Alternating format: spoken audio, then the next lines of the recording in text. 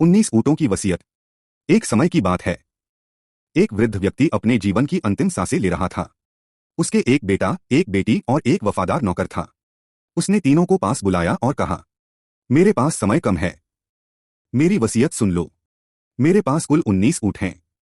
इनमें से आधा हिस्सा मेरे बेटे को, एक चौथाई हिस्सा मेरी बेटी को और पांचवां हिस्सा मेरे नौकर को मिलेगा। इतना कहकर वृद्ध व्यक्ति की मृत्यु हो गई। कुछ दिन शोक में बीत गए।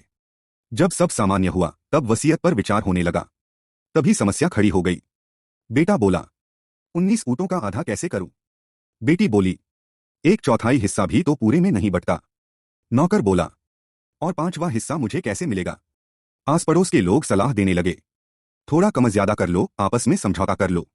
लेकिन तीनों में से कोई भी अपना हिस्सा कम करने को तैयार नहीं था।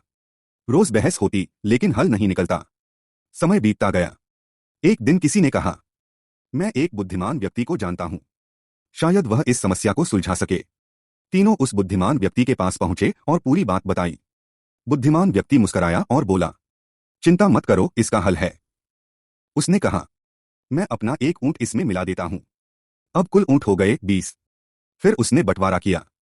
बेटे को आधा यानी 10 ऊंट, बेटी को एक चौथाई यानी 5 ऊंट, नौकर को पांचवां हिस्सा यानी 4 ऊंट। कुल हुए 19 ऊंट।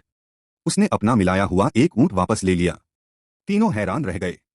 बेटे ने पूछा, आपने इतनी जल्दी यह समस्या कैसे सुलझा दी? बुद्धिमान व्यक्ति बोला, जब समस्या हमारी होती है तो हम उसमें उलझ जाते हैं और तर्क भूल जाते हैं। लेकिन जब हम शांत होकर बाहर से सोचते हैं तो समाधान साफ दिखाई देता है। सीख, बुद्धि और तर्क से हर कठिन समस्या का समाधान संभव है। लेकिन जब हम स्वयं समस्या में फंस जाते हैं तो सही सोच नहीं पाते। ऐसे समय में किसी समझदार व्यक्ति की सलाह लेना ही सबसे अच्छा रास्ता होता है।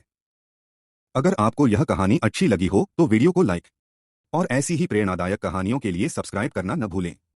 फिर मिलेंगे कल एक नई कहानी के साथ।